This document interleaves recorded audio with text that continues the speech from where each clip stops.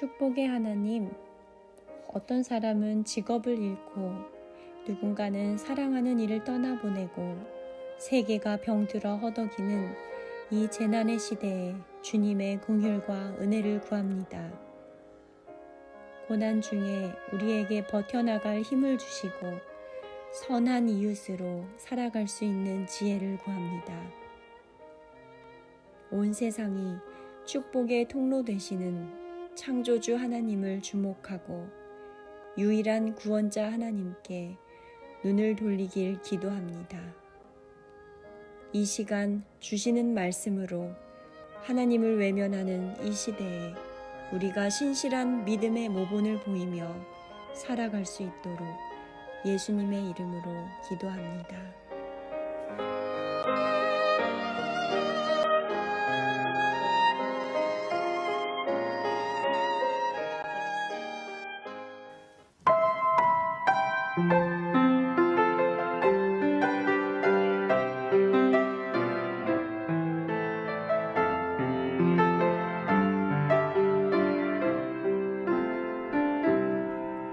한 사람이면 충분했던 주님,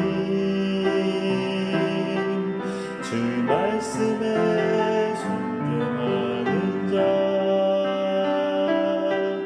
한 걸음마다 하나님 말씀 의지하여 주님의 마음에 동참하는 자, 그 사람이 내가 되길 원해. 주 말씀에 순종하는 자, 한 걸음마다 하나님 말씀 의지하여 주님의 마음에 동참하는 자, 나를 향한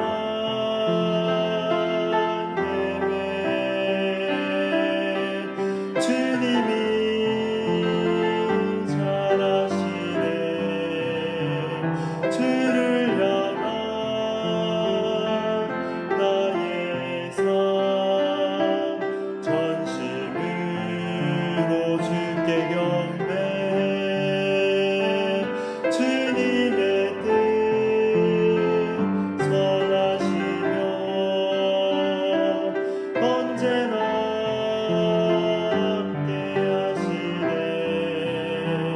주를 향한 나의 맘 온 맘 다해 주께 경배. 한 사람이면 충분했던 주님, 주 말씀에 순종하는 자, 한 걸음마다 하나님 말씀 의지하여 주님의 마음에 동참하는 자,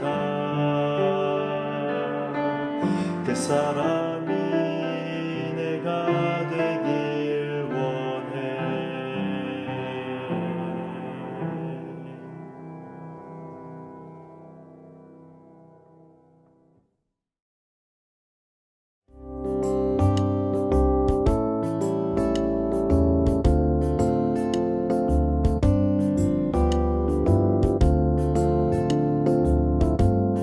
안녕하십니까? 귀한 말씀의 자리에 오신 모든 분들에게 하나님의 은혜와 성령 하나님의 축복이 함께 하시게 되기를 간절히 바랍니다. 오늘 저는 세 번째 시간으로 영원히 끊어지지 아니하리라 라는 말씀을 갖고 함께 성경을 펼치도록 하겠습니다. 이 스낵 컬처라는 단어가 있습니다. 간편한 스낵을 즐기는 것처럼 자극적이고 핵심적인 내용이 담긴 정보만을 원하는 시대가 갖는 문제점을 지적한 표현이죠. 쉽게 즐기는 문화로 정착한 거예요. 조금 심각하게 본다면 온라인으로 접하는 말씀들도 이렇게 되어가는지 모르겠어요. 사고력과 관찰력이 저하되는 거죠. 이 과정에서 겪는 가장 큰 문제는 체화의 과정이 사라진다는 거예요. 알고 있는 것을 실천하는 능력이 점점 떨어진다는 것이죠.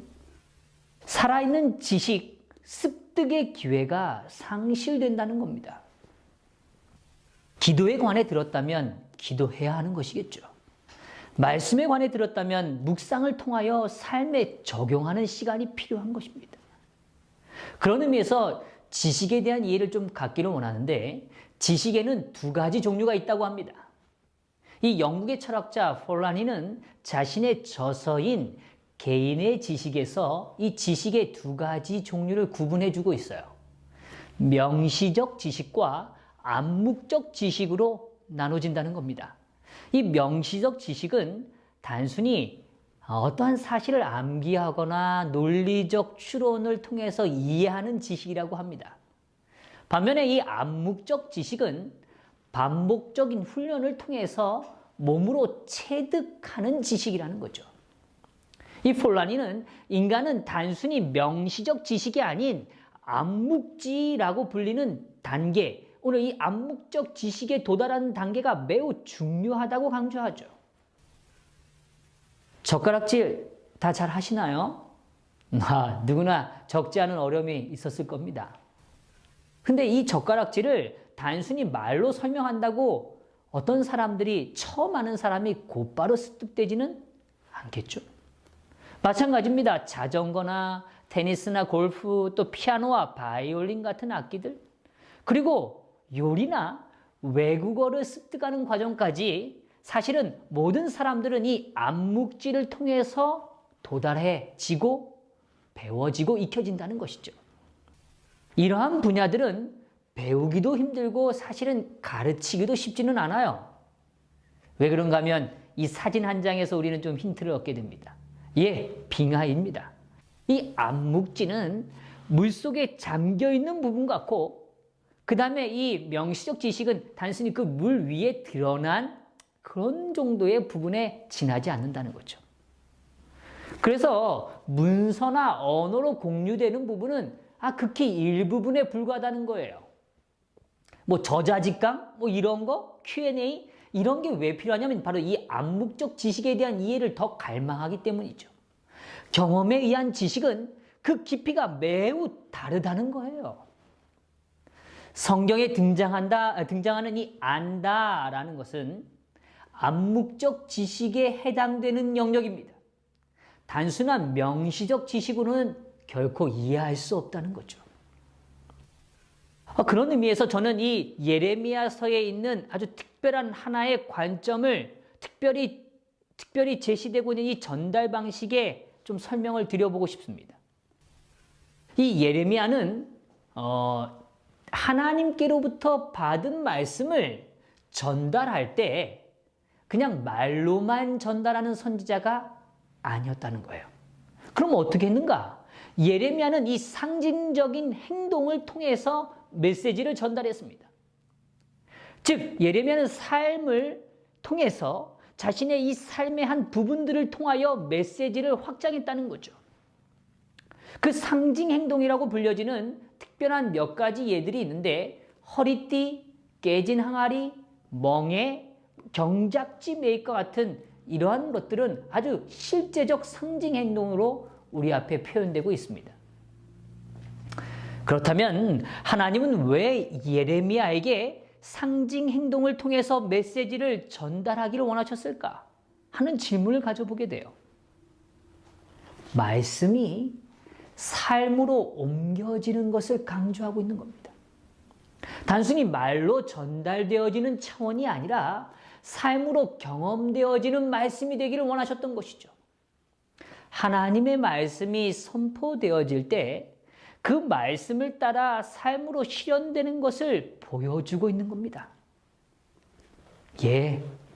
신앙이란 단순히 머리로 아는 것이 아니라는 거죠.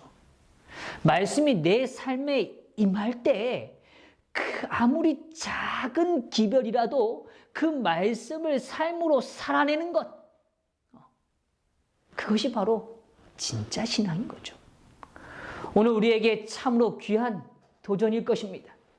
여호와께 돌아간다라는 것은 선포되어지는 말씀이 삶으로 표현되어질 때 의미 있다는 것을 강조하는 겁니다. 예레미야서 35장에 보면 이 레갑 사람들에 대한 이야기가 등장합니다.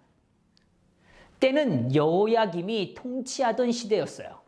요시야라는 선한 왕, 영적 개혁에 앞장섰던 왕이 전쟁터에서 갑작스러운 죽음으로 이 유다 나라 자체가 급격히 기울어가기 시작합니다. 이 요시야의 아들이었던 여호야김은 아버지의 영적 계보를 잊지 못합니다. 왜냐하면 그는 하나님의 말씀에 순종하지 않았기 때문이죠.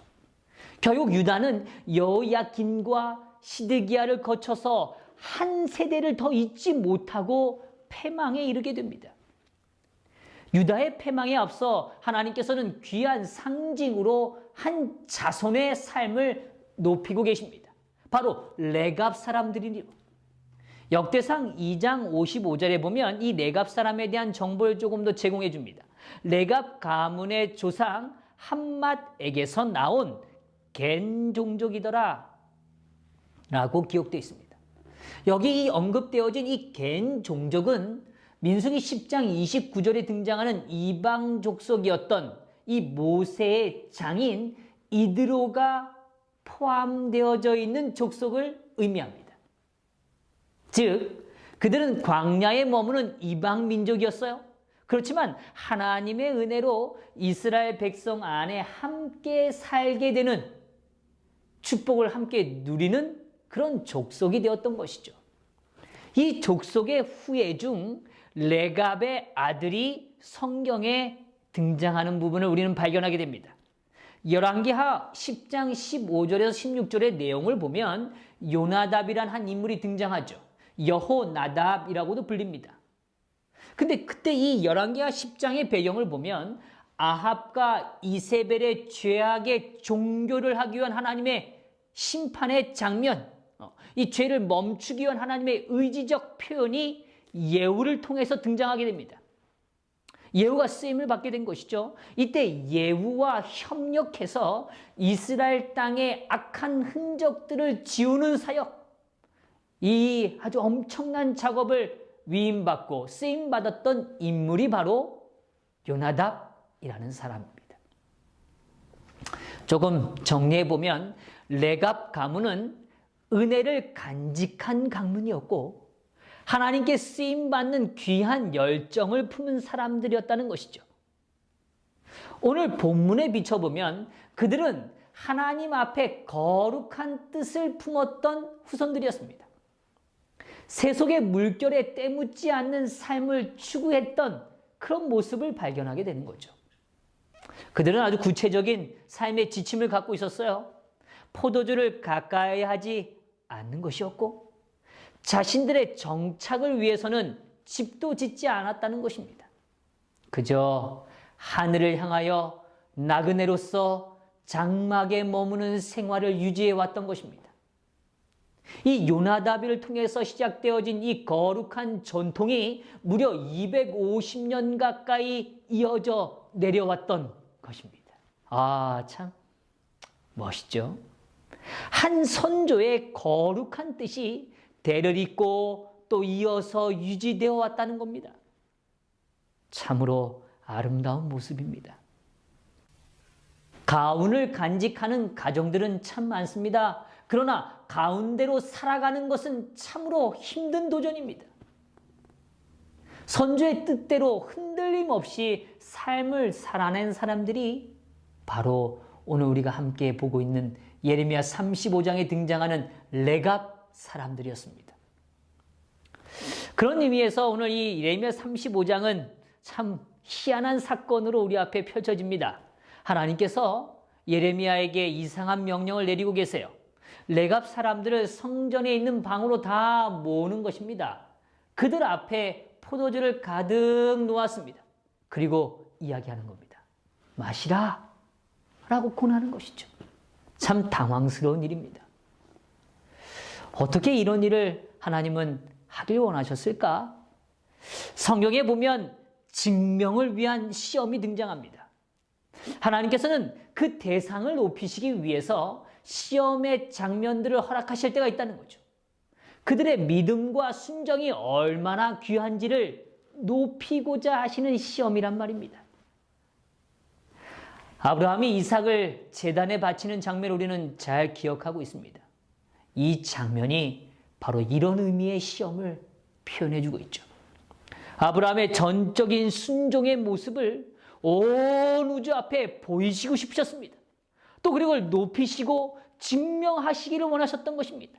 그래서 하나님께서는 아브라함에게 시험을 허락하셨던 거죠. 이런 시험에는 하나님의 믿음이 담겨져 있습니다. 만약 오늘 우리에게 이러한 시험이 있다면 기뻐해야 하지 않을까요? 오늘 하나님께서 우리를 뭐 하시고 싶은 시간이니까요. 높이시고 싶은 시간이니까요. 우리를 믿어주는 시간이니까요. 하나님께 순종할 절호의 기회가 왔다는 뜻이라는 의미죠. 우리의 믿음을 삶으로 표현할 수 있는 가장 아름다운 시간이 찾아온 것입니다. 오늘 이 시간을 맞이했던 내갑 사람들은 한 점 흔들리지 않았습니다. 그들은 그들이 품고 있던 뜻을 분명하게 밝혀줍니다. 조상들로부터 내려온 영적 유산을 순종을 통하여 받들고 있는 것이죠. 예레미야 35장 14절에는 오늘 이 사건에 대한 의미를 해석해 주고 계십니다. 그들은 그 선조의 명령을 순종하여 오늘까지 마시지 아니하거늘 내가 너에게 말하고 끊임없이 말하여도 너희가 내게 순종하지 아니하도다. 15절 후반부는 더 이 부분을 설명해 줍니다. 너희가 귀를 기울이지 아니하며 내게 순종하지 아니하느니라. 17절 후반부도 역시 또 이야기 말씀하십니다. 내가 그들에게 말하여도 듣지 아니하며 불러도 대답하지 아니함이라. 네, 오늘 하나님께서는 예레미야를 통하여 우리에게 말씀하고 싶은 메시지가 아주 분명합니다. 레갑 자손들이 보여진 순종의 아름다움과 대비해서 유다 민족이 품고 있는 불순종의 아픔을 보여주고 계시는 거죠.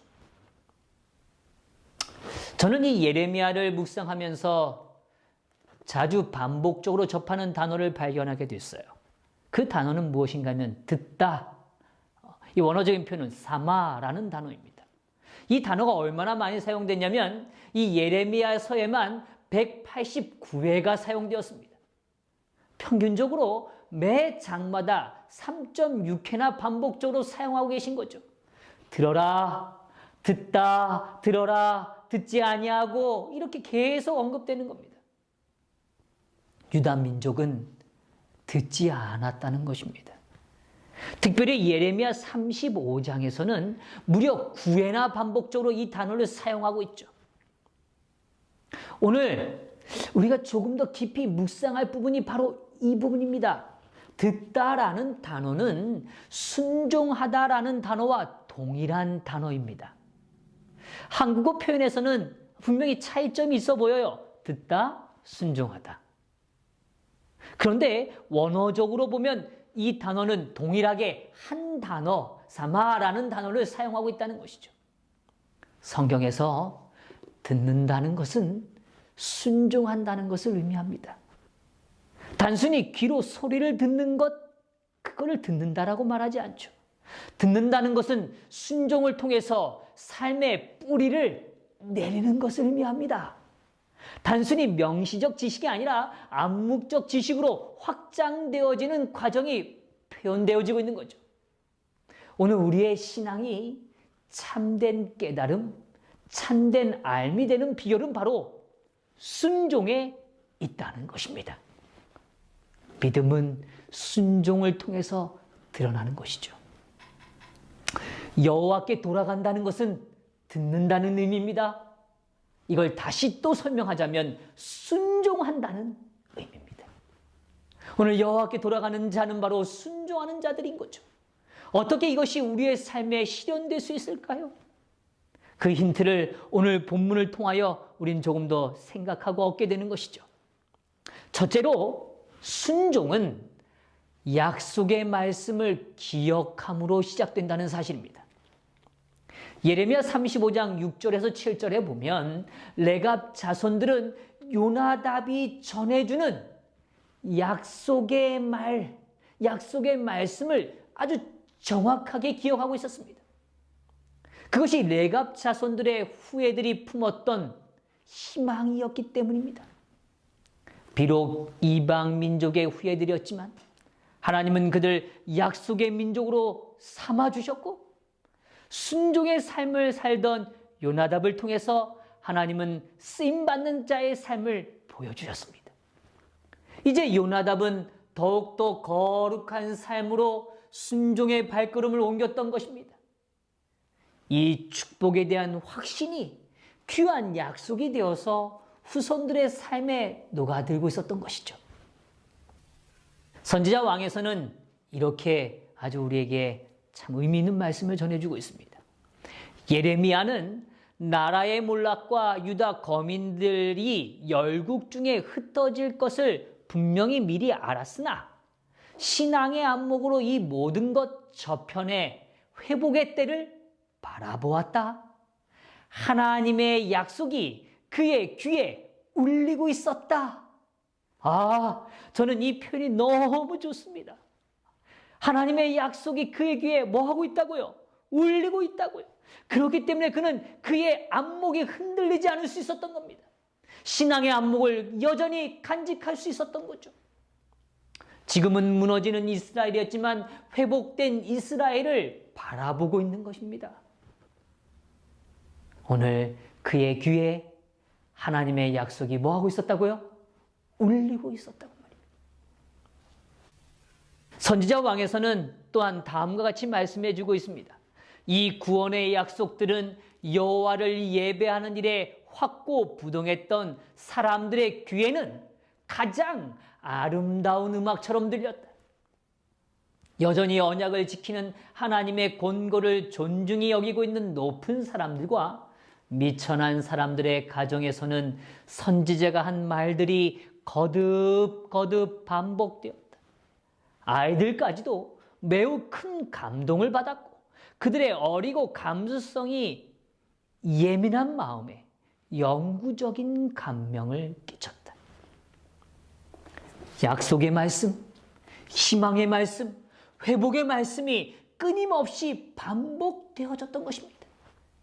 예레미야의 삶과 하나님을 존중히 여기는 사람들의 귀에 이 축복의 말씀이 가장 아름다운 음악처럼 들려졌다는 거예요. 어떤 소리가, 어떤 이야기가 우리 성도들에게 가장 아름다운 음악과 같습니까? 내가 산 땅의 부동산이 오르는 소리가 음악같이 즐겁나요? 오늘 세속적인 어떤 것들이 우리의 삶을 기쁘게 하나요? 오늘 선지자 왕에서는 오늘 아주 놀라운 사실을 우리에게 보여주고 있습니다. 그들이 성령의 명령에 성실히 준수하였으므로 예레미야의 봉사의 시대에 다니엘과 그의 동료들은 세상 열국 앞에 참 하나님을 높일 수 있는 기회를 가졌다. 약속의 말씀을 기억하는 자들에게는 분명히 순종의 기회가 찾아온다는 것입니다. 때로는 지치고 낭망되고 어려워 보이는 상황일지만 그러할 때일지만 오늘 하나님은 순종의 기회를 허락하신다는 거죠.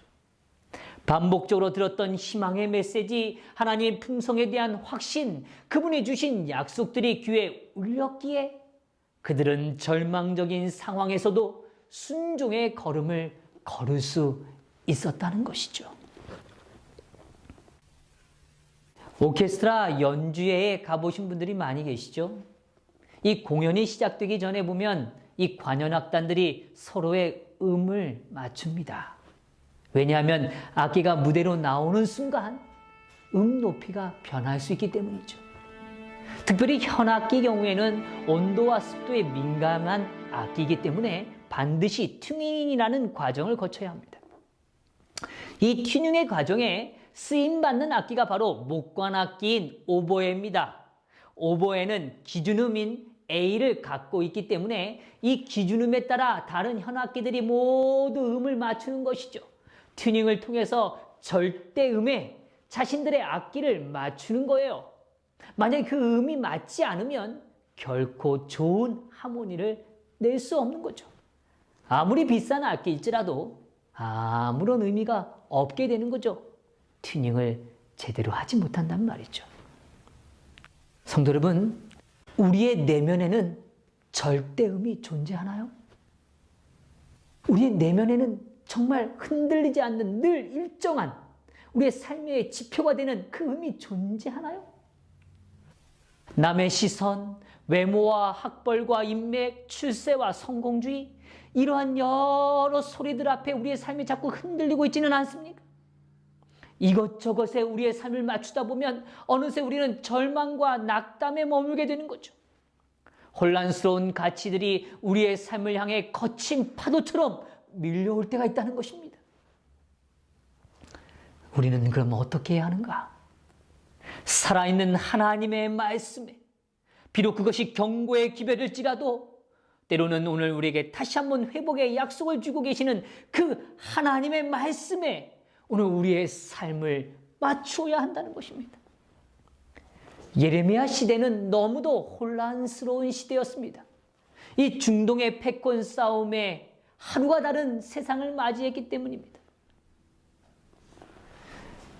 역사의 주인이신 하나님의 소리 앞에 그들의 삶을 맞추지 못할 때는 그들은 희망을 볼 수 없었던 것이죠.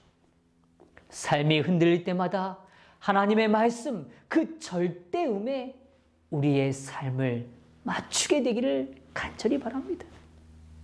창세기 47장에 보면 그들의 모든 삶을 하나님의 말씀에 철저히 맞췄던 오늘 요셉의 형제들과 가족들을 보게 됩니다. 요셉을 인해서 야곱의 온 가족들이 애굽에 머물게 되죠. 왕이 그들의 생업을 묻게 됩니다. 그때 그들은 아주 분명하게 말합니다.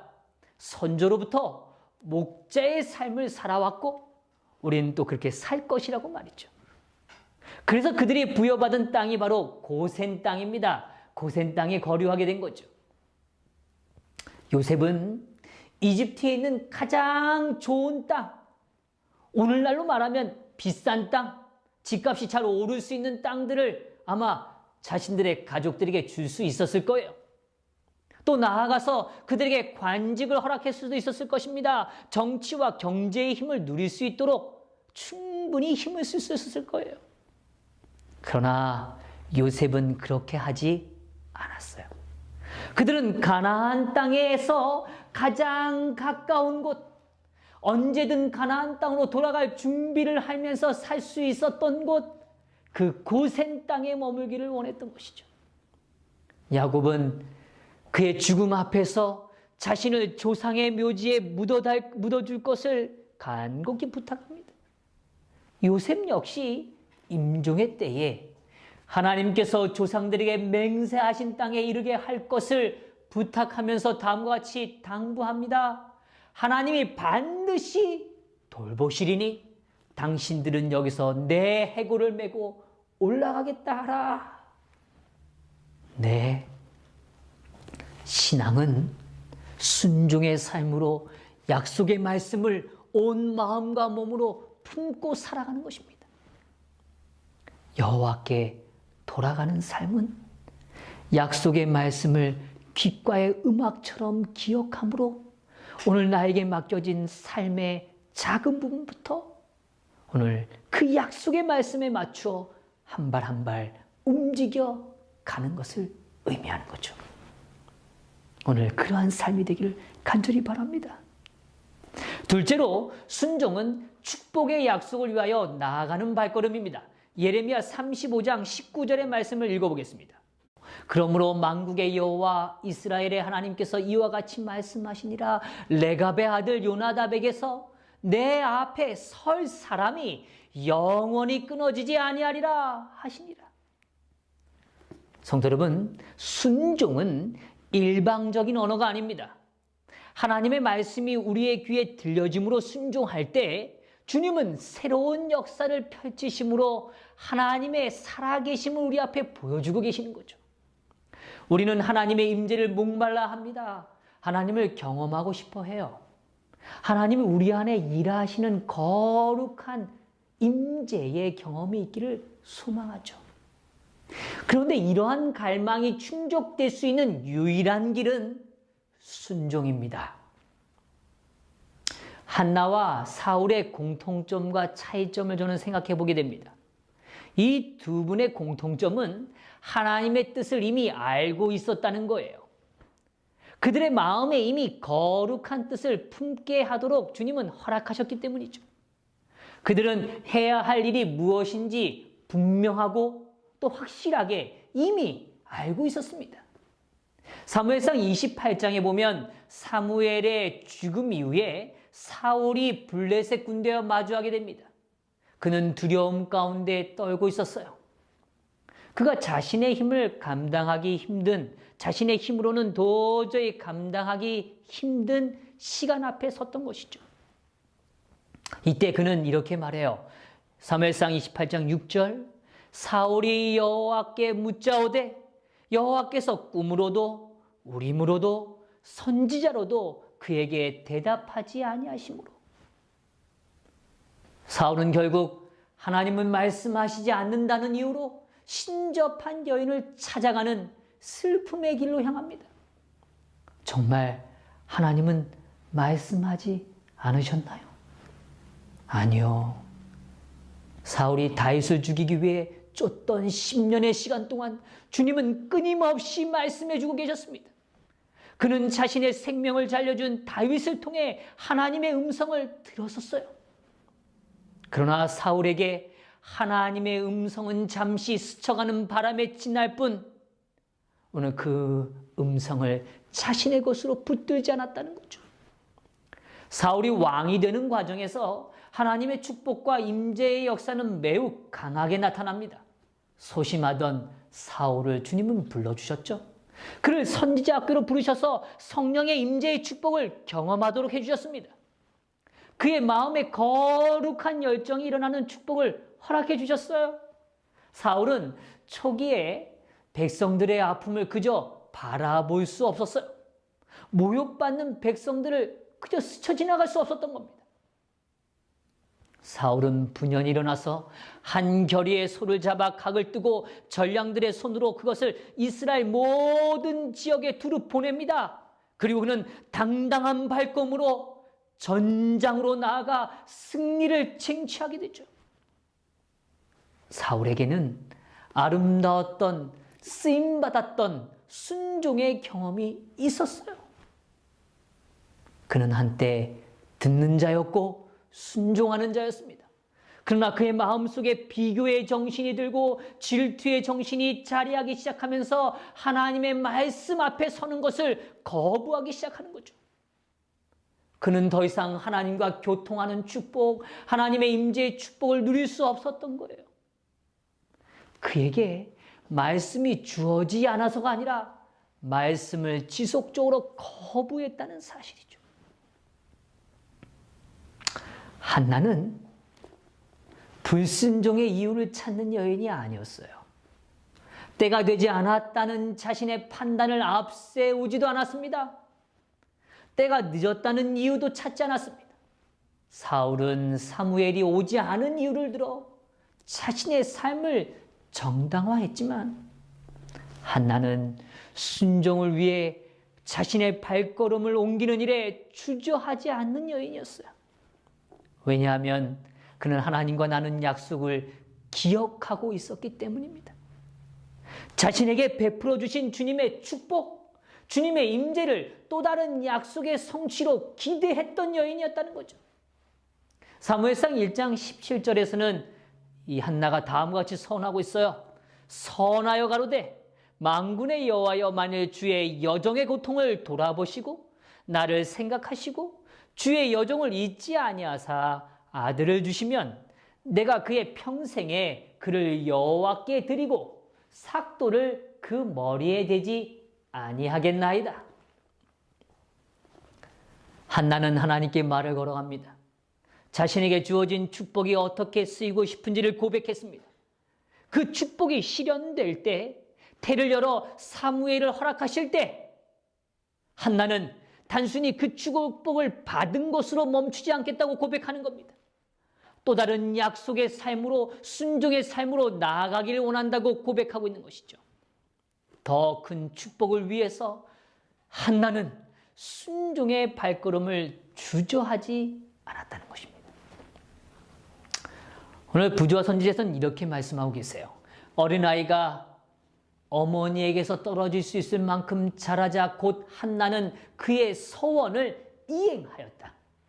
그는 어머니로서의 온 정성을 다하여 그의 아이를 사랑하였다. 사무엘의 힘이 강하여지는 것을 바라보고 그가 제잘거리는 귀여운 소리를 들을 때에 한나의 애정은 날마다 사무엘과 더욱더 밀착되었다. 그러나 한나는 사무엘을 하나님께 성별된 보물로 받았으므로 그를 소유주이신 주님께 돌려드리기를 주저하지 않았다. 참 아름다운 표현이죠. 하나님이 주셨으니까 오늘 하나님께서 여전히 쓰실 것을 믿고 순종의 자세로 그 일을 감당하기 위하여 나아갔던 것입니다. 이 모습을 보는 엘리에 대하여 이렇게 표현합니다. 엘리는 하나님을 봉사하는 일에 바치기 위하여 자기의 외아들과 헤어지는 이 어머니의 숭고한 희생을 바라볼 때에 두려워하고 수치를 느꼈다. 한나는 하나님께 드린 거룩한 약속을 잊지도 않았고 회피하지도 않았습니다. 오히려 하나님께서 쓰실 수 있는 귀한 삶이 되기를 갈망했던 것이죠. 오늘 이 시대를 살아가시는 부모님들이시여, 순종의 이유를 찾게 되기를 간절히 바랍니다. 불순종의 이유를 찾고 계시다면 멈추어 서시게 되기를 간절히 바랍니다. 약속을 통하여 순종의 삶에 이르게 되기를 간절히 바랍니다. 하나님 앞에 설 사람이 되는 축복을 꿈꾸십시다. 이 갈망은 우리들에게 들려주신 결단의 자리에서 시작될 수 있는 거예요. 그 결단의 자리가 이스라엘의 백성의 회복을 위한 시작이 되었던 것입니다. 셋째로, 순종은 축복의 연결고리가 된다는 사실입니다. 레갑 자손에게 주시는 하나님의 축복을 다시 한번 읽어보길 원해요.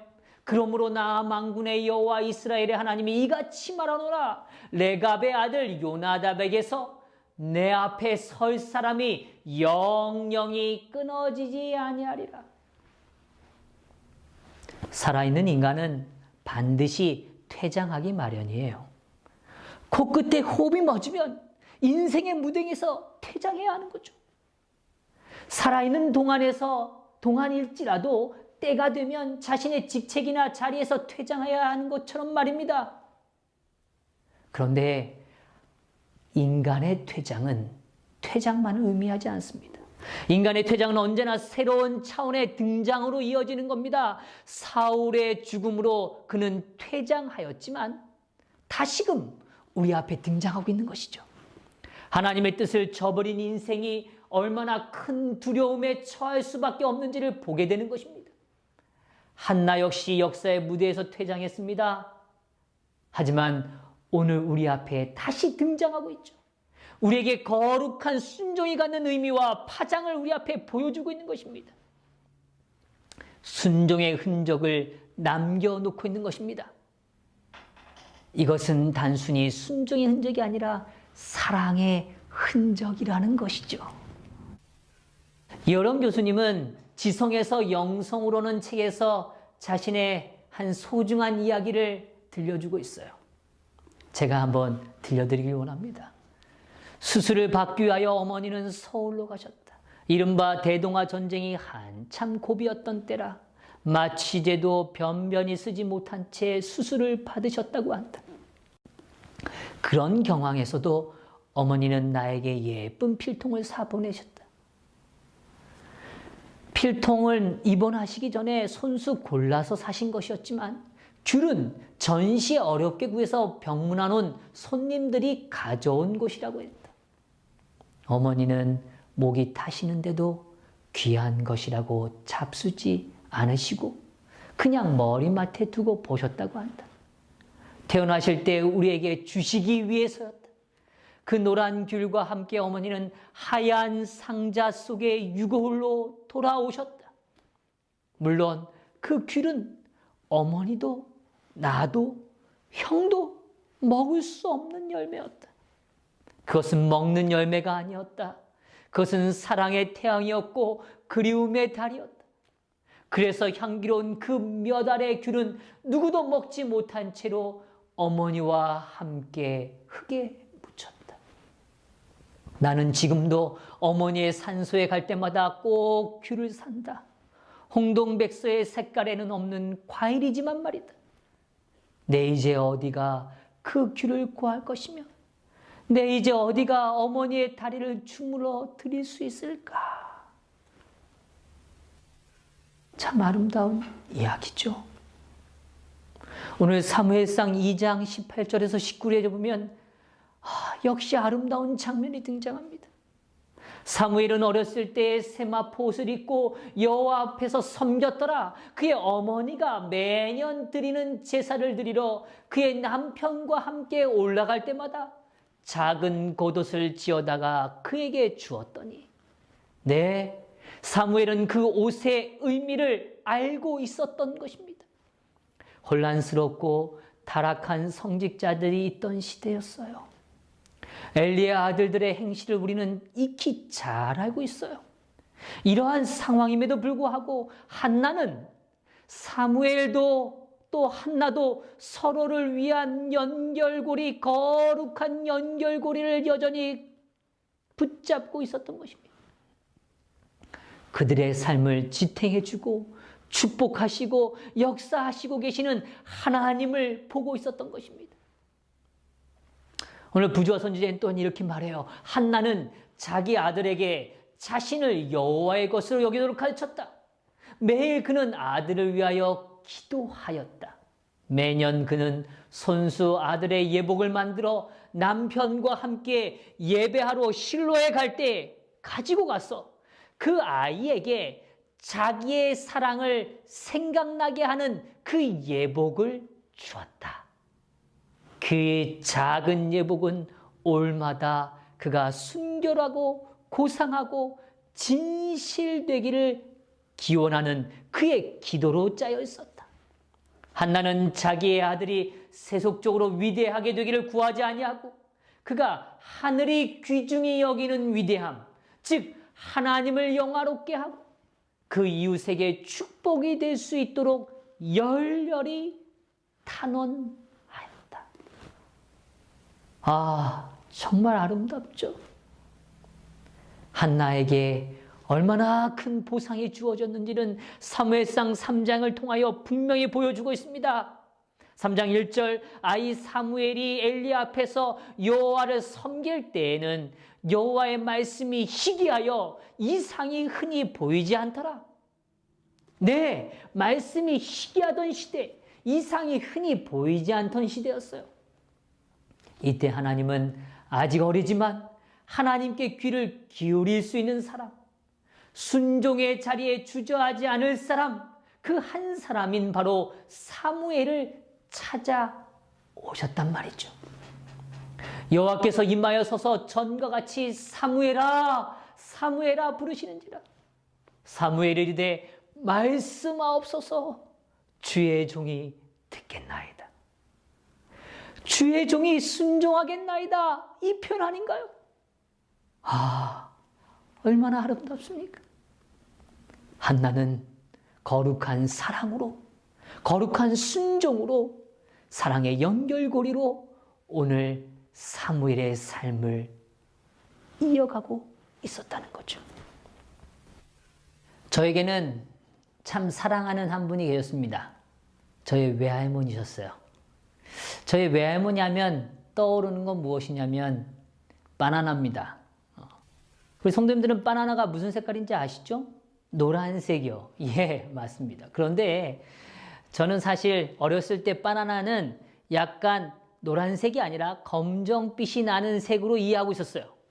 왜냐하면 할머니께서 서울에 계시다가 저를 만나기 위해서 강원도 주무님까지 내려오시기 위해서 오실 때 먼저 저에게 이 바나나를 사오시는 겁니다. 당시만 해도 바나나는 너무 귀했습니다.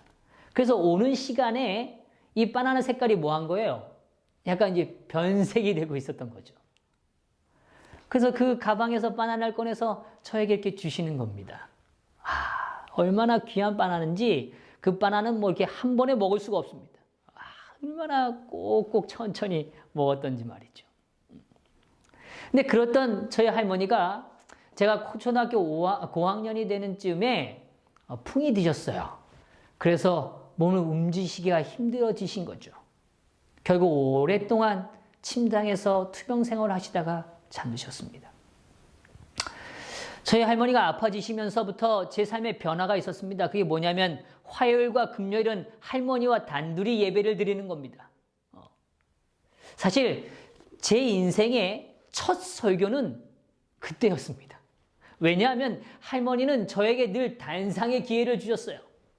인식아, 할머니가 잘 안 보인다. 그러니 인식이가 말씀을 좀 들려주렴 하고 이야기하십니다. 그러면 성경을 읽고 제가 느낀 얘기를 막 하는 겁니다. 그럴 때마다 할머니는 아멘, 아멘 하면서 저의 얘기를 들어주셨어요. 저에게 있어서 첫 청중, 저의 설교를 처음 들어주셨던 분은 할머니셨어요. 그리고 예배가 마쳐질 때면 저의 손을 붙들고 간절히 기도드려 주셨죠.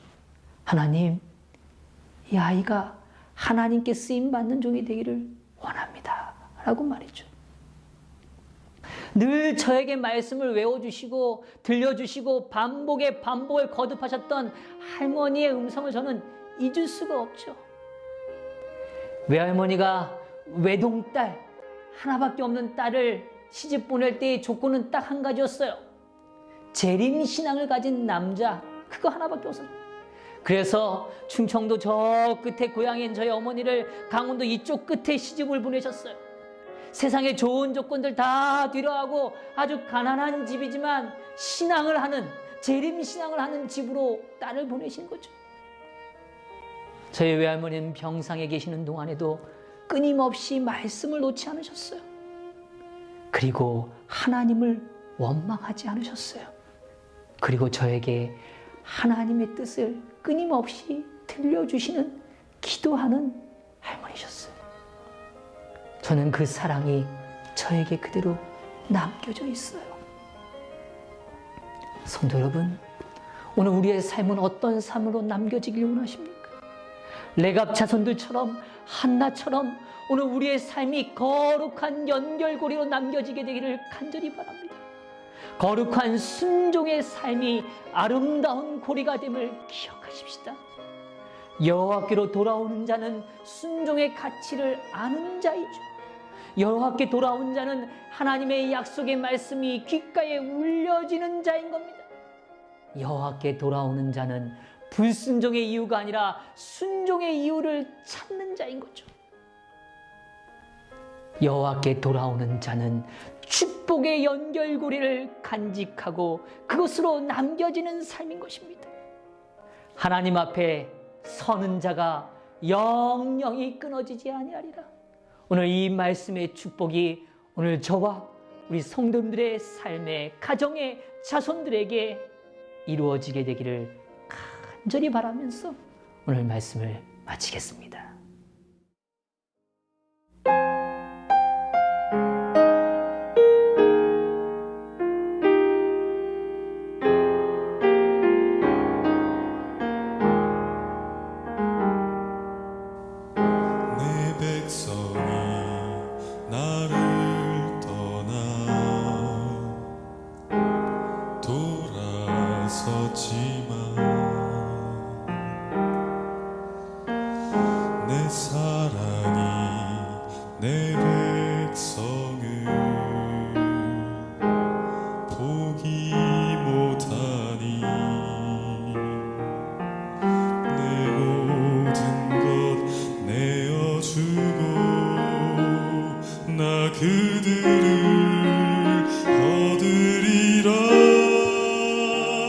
여호와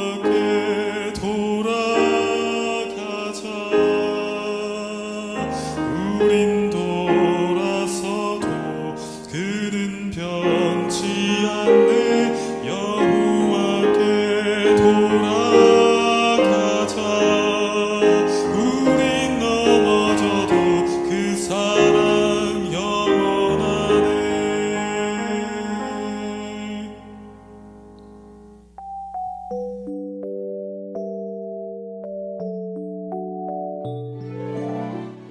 이번 집회에는 특별히 함께 기도하는 시간을 갖고자 합니다. 전 미주 지역에 흩어져 있지만 이 시간 한 마음으로 기도하기를 원합니다. 기도의 역사가 우리의 가정과 교회와 사회에 드러나는 귀한 기회가 되길 소망합니다. 음악이 맞춰지는 시간 동안 하늘의 문을 두드리며 하나님의 마음과 뜻을 살피길 원합니다. 오늘은 우리에게 주신 너무도 소중한 자녀들을 위한 기도를 드리고자 합니다. 계신 곳이 어디든 잠시 모든 것을 멈추시고 간절한 마음으로 우리의 자녀들의 영적 축복을 위해 기도하겠습니다.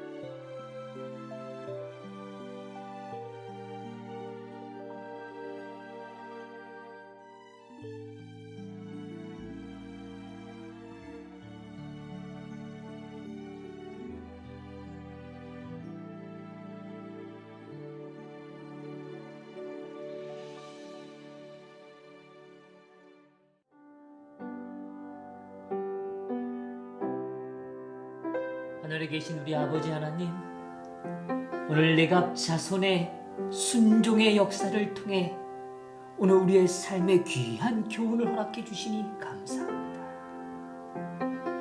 오늘도 우리 역시 삶의 순종의 열매를 맺도록 인도하여 주옵소서. 약속의 말씀을 마음 깊이 새기게 하셔서 삶의 희망이 필요할 때 약속의 말씀으로 향하는 삶이 되도록 인도하여 주옵소서. 하나님, 우리의 일상이 말씀을 반복하여 기억하는 시간으로 채워지길 소망합니다. 기억되어진 말씀을 통해 순종의 이유를 찾는 거룩한 백성이 되게 하여 주시고, 그리하여 아름다운 흔적을 남기는 귀한 삶이 되도록 인도하여 주옵소서. 여호와여, 우리를 주께로 돌이키옵소서.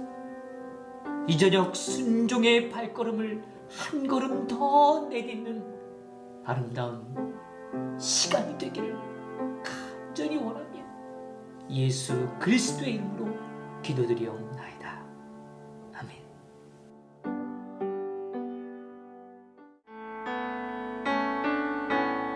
(2020년) 미주 여성선교부 온라인 영성집회 안내입니다. 기간은 10월 11일 일요일부터 10월 15일 목요일까지이며 시간은 동부 오후 8시, 서부 오후 5시에 동시 방영됩니다. 링크 안내는 카스다를 통하여, 미주교회협회 SDA 유튜브 계정을 통하여, 그리고 각 교회의 연락망을 통하여 안내됩니다. 오늘도 평안한 밤 되세요.